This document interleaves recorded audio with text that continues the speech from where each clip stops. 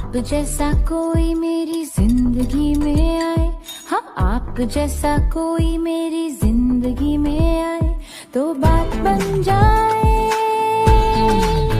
आहा बात बन जाए वो आप जैसा कोई मेरी जिंदगी में आए तो बात बन जाए आहा बात बन जाए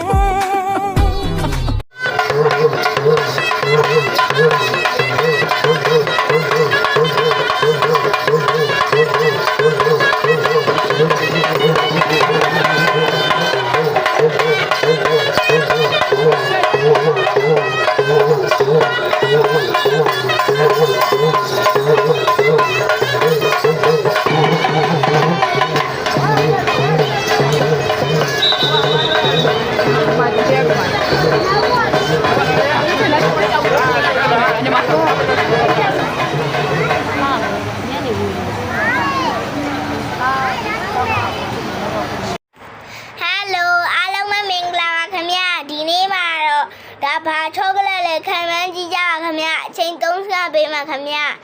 1 2 3ဒါဒီဝမ်းချောကလက်ဖြစ်ပါတယ်ခင်ဗျာအခုကတော့ကျွန်တော်ဖောက်စားကြည့်ပြအောင်ပါပေါ့နော်ဖောက်ပြော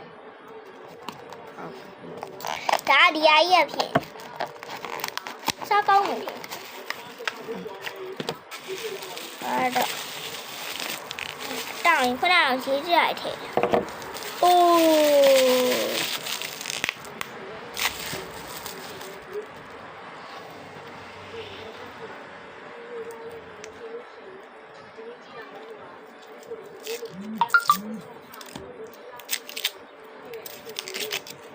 အိုးဒီပါနောက်တော့ကောင်းတယ်ဗျဘိုင်နော်